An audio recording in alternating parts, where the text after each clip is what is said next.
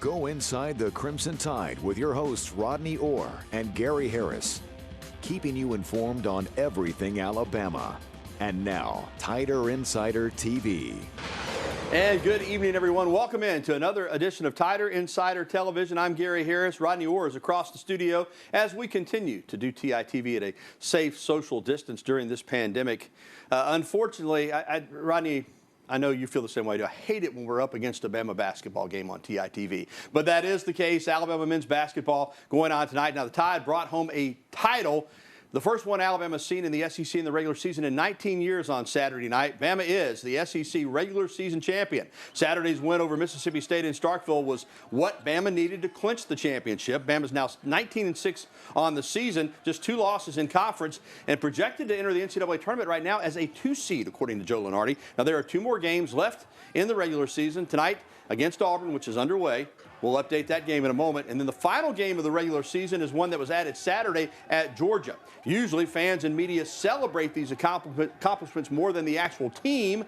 Not sure that was the case Saturday night, but Alabama must focus on this week with final 2 games in the SEC tournament and a likely high seed in the NCAA March Madness bracket. But the impact of this regular season title is not lost on the Tide players. A lot of the guys on this team have been waiting for this moment. Our seniors who've been here for 4 years, been waiting on this moment. So, I mean, it feels good for us as a program, you know, and me coming in, it just feels good to have it going on early in my career.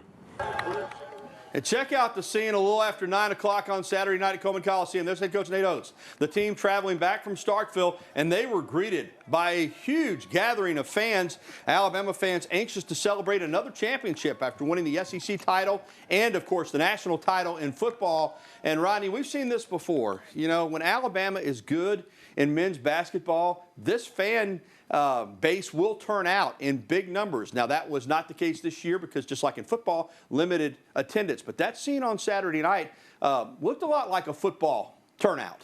Yeah, it really did. I mean, it was amazing, Gary, you know, that turnout there to celebrate the championship. And it's been a long time coming. Alabama basketball fans, you know, they say Alabama's not a basketball school, Gary, but I'm telling you, Alabama basketball fans, rabid, very hungry for what Nate Oates produced, and you saw their excitement there, something that was long awaited.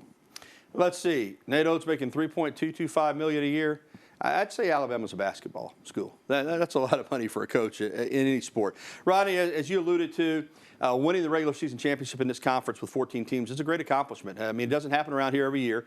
The last one in 2002. Prior to that, it was 87. Prior to that, it was 1978. So this is a big deal. And I know a lot of this season will be judged on what happens in the NCAA tournament. But to win the regular season championship and win it outright, Rod, that's quite an accomplishment. Oh, it's a tremendous accomplishment. I mean, it doesn't happen. You mentioned the years there. Look at the time frame between each one of those championships. So it's huge. There's no question about that. But I tell you, one of the reasons when you look at this SEC championship for Nate Oates in only his 2nd year. Now think about that. He's building his program. He's only really still somewhat in the infancy stages of it. You know, he's still bringing in his players, developing his system here. So to win an SEC championship, I think the doors will fling open in terms of recruiting. I mean, they already have. You're starting to see Alabama, you know, compete with Duke, Kansas, Kentucky, all of these major powers, traditional powers. Alabama now competing with those programs on a regular basis in recruiting for some of the top players in the country. So I think now, when you look at it, it's kind of like what Nick Saban said after that 2009 national championship.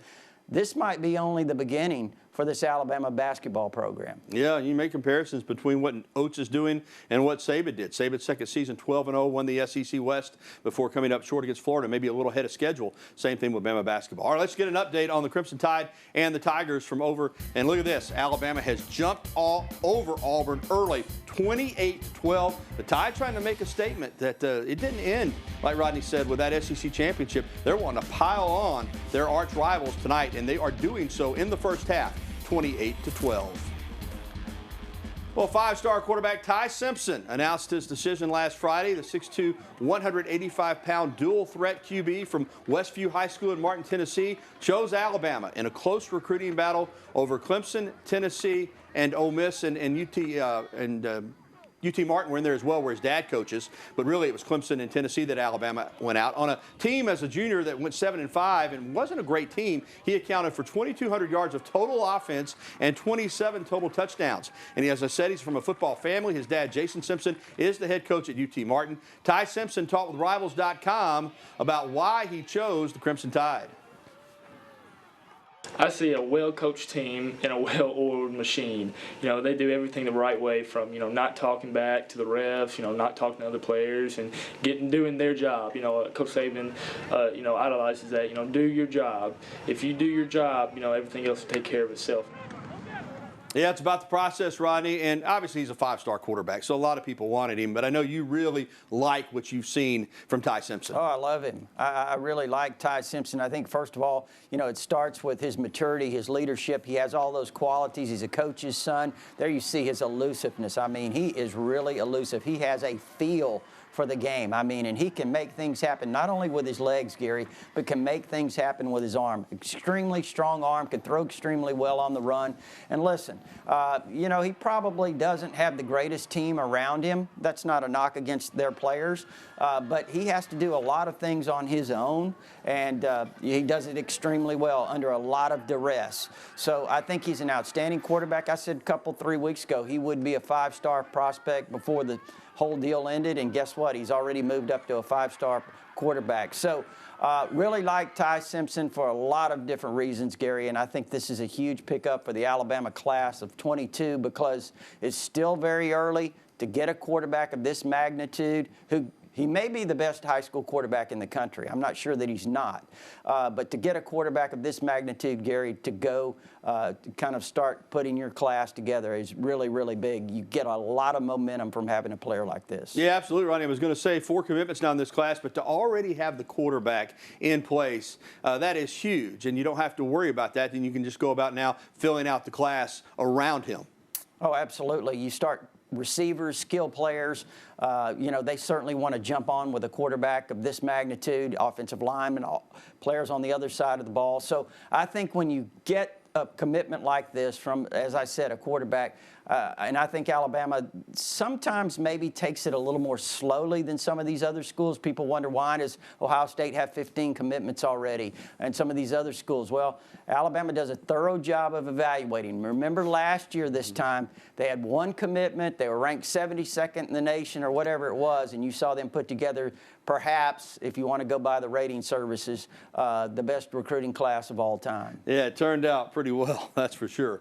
Well, the University of Alabama announced Monday that classes will be at full capacity beginning this fall. And with that announcement came questions about Bryant-Denny Stadium in terms of capacity. Director of Athletics Greg Byrne responded to the inquiries, tweeting, quote, "We are moving forward with plans to have a full stadium in the fall and will monitor medical guidelines as we have all along." Now, Rodney, obviously in this political culture that we live in, there was some pushback to that statement that Greg Byrne made from people who, you know, don't feel like we should be talking about opening up a 100,000 seat stadium. But I see no harm with it. I mean, you say the plan is to be at full capacity. You can always adjust that and come down. If you come out now and say, well, we're not going to have a full stadium, then it really makes it difficult on you. I've got no issue with it. I hope that we are able to have a full stadium. But if they have to adjust, they still can. Oh, yeah, certainly. I think that they'll you know, do everything in terms of making sure that it's safe, you know, to do that, whatever the capacity is. He said they want to do full capacity. They expect to do that. That's the plan. And like you said, Gary, certainly things can always change. And, you know, they'll monitor these situations and they'll do what's best. You know, like an old football coach once told me, Rodney, when he took a new job, he always came in really, really hard, really tough, because you could always let up and soften up. You came in too soft, you couldn't get tough. I think in this case, you say we want to expect full capacity, and if you need to go down from that, you can. We'll see what happens. Well, still to come on Tider Insider Television, women's basketball, all SEC teams came out this afternoon, and 2 Crimson Tide players are listed. And Alabama softball continued its dominance through the weekend at the Easton Crimson Classic Well, they're a good team. And also coming up, your phone calls, emails, and tweets. As always, that phone number, 205-348-WVUA. That's 348-9882. Or you can email us at the address on your screen or tweet at us at hashtag TITV. I know some of you are probably flipping back and forth between us and the basketball game, but we'll keep you updated on the basketball game as well. We'll be right back with the only show that takes you inside the Crimson Tide. Tider Insider TV will return right after this.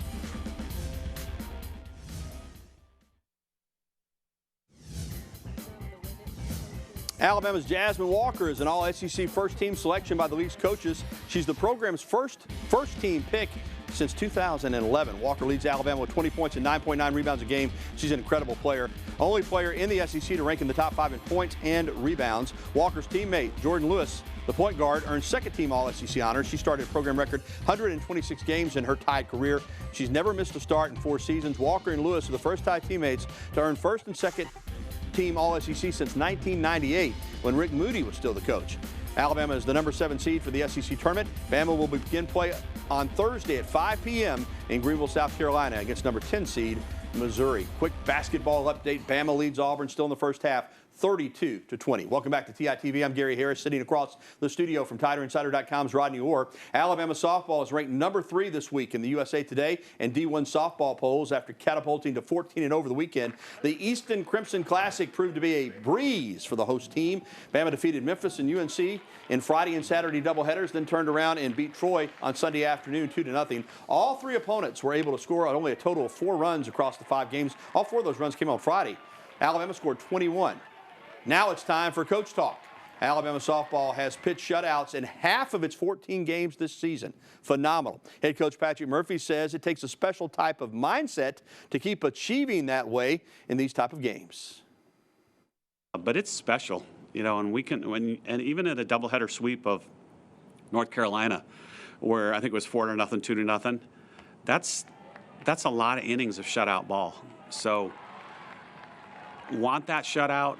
You know, really like be greedy with the ball and don't give up a run. And that obviously you can't give extra outs, so the defense has to play well too. So I think it's that mentality is really good right now. Rodney, as I said, Alabama 14-0 in the season. They've outscored their opponents by a combined 89-16. Which is impressive. Now, I think offensively this team can still improve. They've had some injuries that have slowed them down a little bit, but pitching-wise so far, we knew they had a deep pitching staff, and this team has been phenomenal in the circle. And if you can pitch, you're going to win a lot of games. Yeah, you shut them down. They can't score. They can't win for sure. And, Gary, you know, you look at what Patrick Murphy's putting out there. This is going to be a real interesting team as the SEC play eventually opens, just to see, you know, how powerful this team is. But right now, I think the early indications are Patrick Murphy was right in what he told us a few years ago, that he had a couple of powerhouse teams coming up, and this certainly looks like one. Yeah, pitching staff led by Fouts and Kilfoyle. Of course, Cornell, Goodman, and others has been absolutely terrific. This weekend, another tournament, and then the weekend after next, Alabama gets into SEC play with a trip down to Auburn. Rodney, we know the expectations of this program to make it to Oklahoma City and have a chance to be one of those 8 teams competing for a national championship. I haven't seen anything so far that leads me to believe that Alabama won't be one of those 8 teams. What about you? Yeah, that's basically what I was saying, Gary. I mean, when you look at this team, it looks as dominant right now. Now, again, it's let's get into SEC play and see how they kind of respond there. But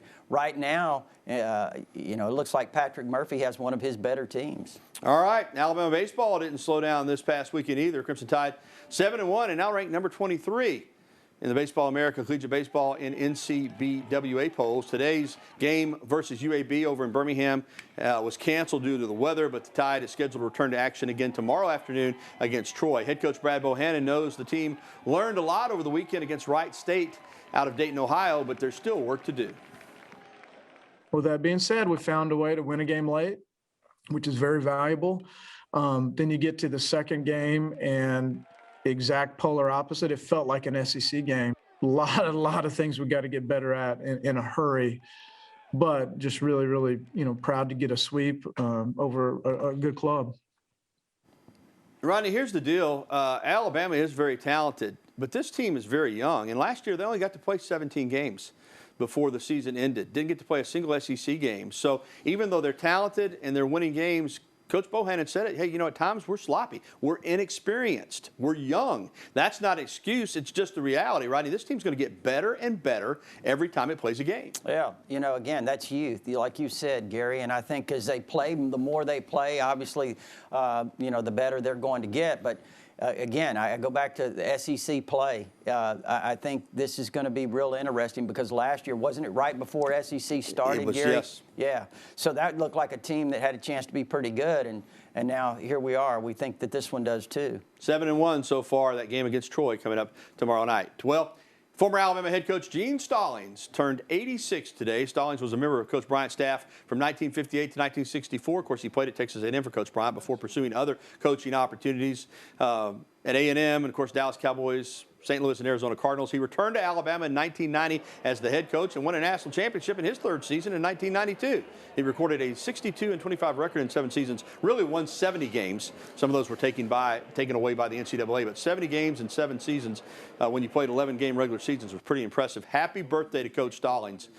Today, 86 years young. Well, still to come on TITV, the gymnastics season is coming to a close, but Alabama's determined to push through all the way to the end. And next, we'll be welcoming your phone calls, emails, and tweets. Again, the number on your screen, 205-348-WVUA. That's 348-9882. We'll be right back with more TITV. Stay with us.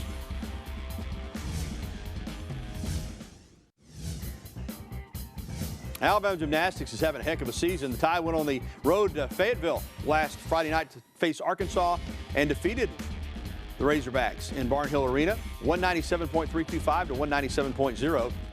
Alabama had its highest score on beam since 2017 with a 49.5. And Luisa Blanco continued her season-long dominance with top honors on the vault and also in the all-around. The team's final regular season meet is this Friday against Florida. Then it's the SECs and then the NCAAs. All right, basketball update right before half. Alabama has controlled the first half. The Tide leads Auburn 37-24 again, just seconds before halftime. All right, we're going to take some phone calls and emails. Let's begin tonight with our pal John over in Bessemer. Hey, John. Gary, what's going on, man? You know it, pal. Hey, man, I heard about that new quarterback we got. Is he going to be pretty good for next year? And I want to ask you about can Alabama sign some more players? Or is it over with right now?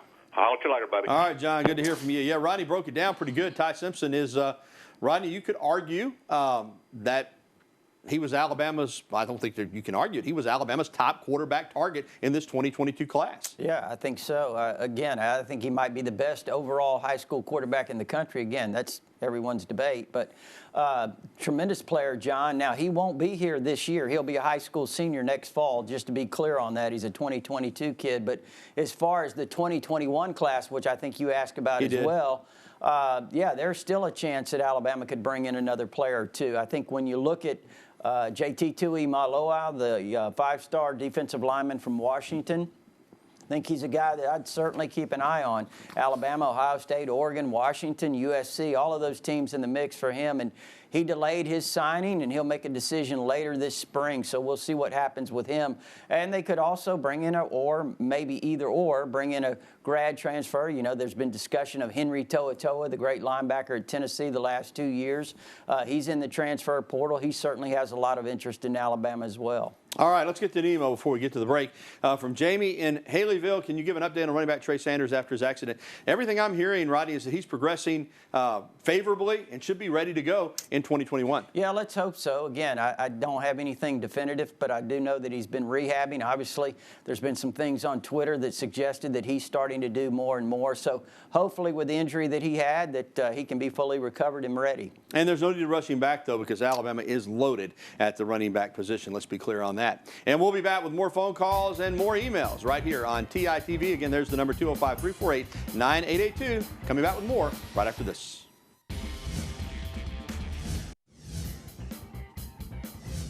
Well, after a clean sweep of Mississippi State over the weekend, Alabama volleyball is receiving some SEC honors. The Tide claimed 3 of the conference's weekly accolades. Abby Marzama as both Offensive and Overall Player of the Week, and Madeline St. Germain as Defensive Player of the Week. That's some good stuff right there. Alabama volleyball making progress and having a good spring season so far. Let's get back to the phone lines for a phone call with Luke over in Clay County. Hey, Luke, how are you? I'm good. How y'all doing? Doing great, bud. Hey, I'm a every week watcher and a second-time caller, but the question I have is, I know we've got the J.D. Davison kid from Calhoun. Can you give me a little update about who else Alabama's looking to sign in this recruiting class for basketball? Well, you mentioned J.D. Davison, top player in the state of Alabama, McDonald's All-American, kind of build the class around him. I don't have the list in front of me, Luke. I'll get it and we'll pass it along next week. But let me just tell you this. Alabama's having another great recruiting class on the heels of a terrific recruiting class last year. And much like in football, if you're going to get to the top, you got to bring in great players. And like Nick Saban, Nate Oates understands that. Bama basketball recruiting is going to a new level. And I'll get all that information for you and we'll pass it along next week. But rest assured that Alabama's recruiting at a very high level. And J.D. Davison from right here at Calhoun School in Lettahatchee is a McDonald's All-American, kind of leading the way. All right, thanks for the phone calls and the emails tonight. We'll be back to wrap up this edition of TITV right after this. Drivers, start your engines. All right, huddle up, huddle up. Well, former Alabama and current Miami Dolphins quarterback Tua Tagovailoa served as the Grand Marshal, the virtual Grand Marshal for the NASCAR Dixie Vodka 400 on Sunday down in South Florida, and got the drivers to start their engines. I tell you, he may have a future after football as a PA announcer or something. That was a pretty good rendition right there of Gentlemen, Start Your Engines. Way to go, Tua.